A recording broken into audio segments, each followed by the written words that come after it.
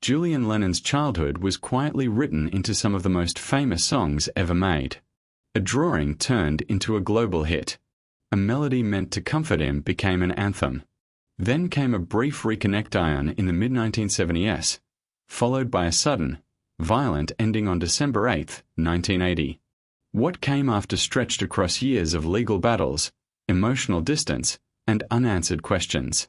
His life was never ordinary. It was shaped by fame, absence, and moments that didn't quite fit together. And for years, many believed one thing, that he blamed Yoko Ono for everything. But is that really the full story? Or just the version people wanted to believe? It all begins in Liverpool, April 8, 1963. Julian is born just as the Beatles are starting to rise. At that moment, his father isn't yet the global icon the world will soon worship. But within months, everything explodes. By 1964, Beatlemania takes over, and millions are watching. Yet behind that noise, something very different is happening at home.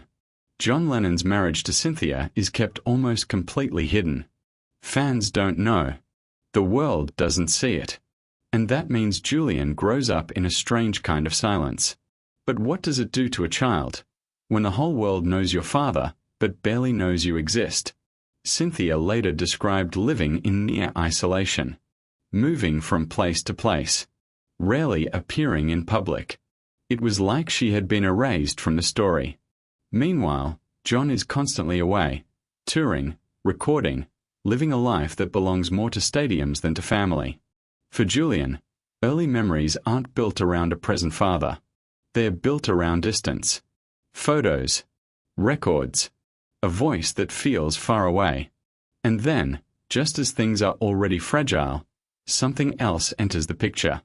In 1966, John meets Yoko Ono at an art exhibition in London. At first, it seems small, just another moment in a busy life.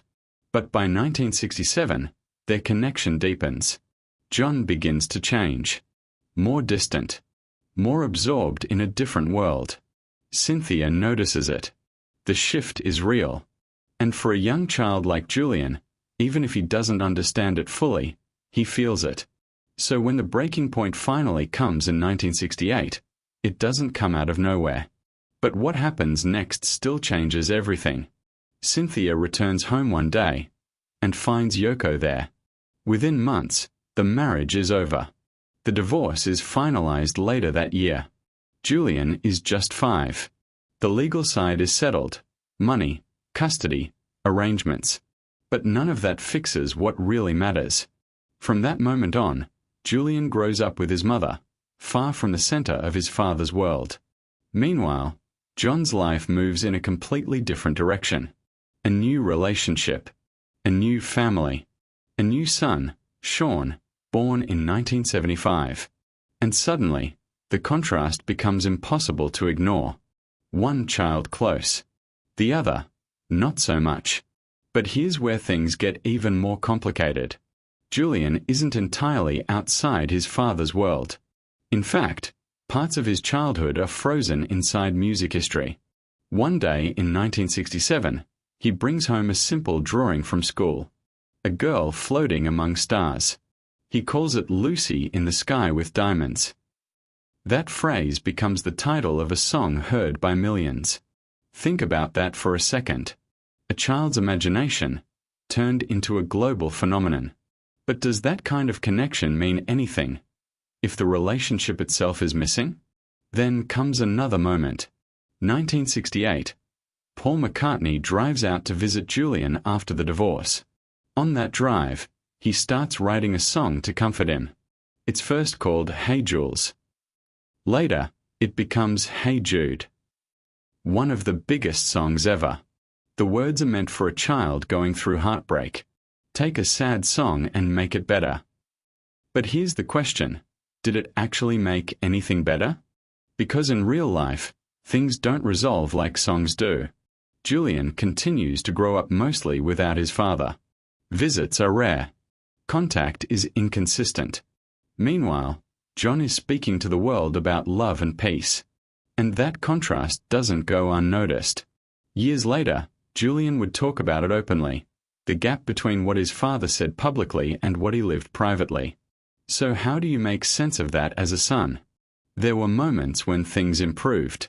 Between 1973 and 1975, during a period known as John's Lost Weekend, the two spent time together.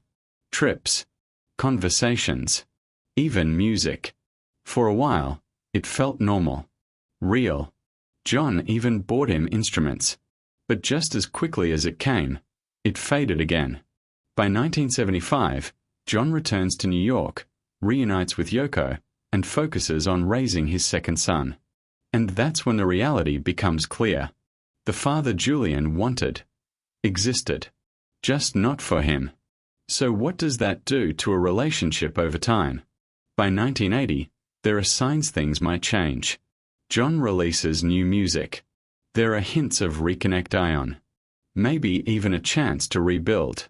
But then, on December 8th, everything stops. John Lennon is shot and killed outside his home in New York. Just like that, any chance of fixing the past disappears. And what's left behind is complicated. In the aftermath, attention turns to his estate. A fortune worth hundreds of millions. But the will, written years earlier, leaves most of it to Yoko Ono and their son Sean. Julian is not included in the same way. And suddenly, another chapter begins, one filled with legal battles, negotiations, and years of tension. Eventually, a settlement is reached. The exact details remain private. But the emotional impact? That's harder to measure. Because this was never just about money, was it? Julian builds his own career.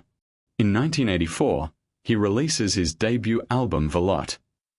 It's successful, critically praised.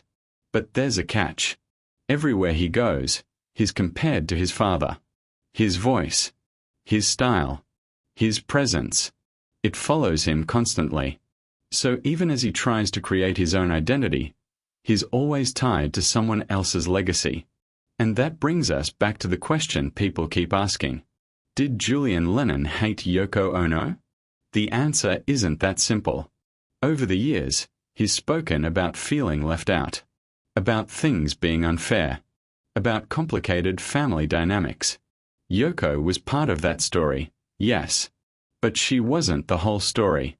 As time passed, his perspective began to shift. The anger didn't disappear overnight. He described it as something that stayed with him for years, a constant cloud. But slowly, things changed. Forgiveness didn't come as a single moment. It came gradually, piece by piece. He explored new paths, photography, humanitarian work, environmental causes.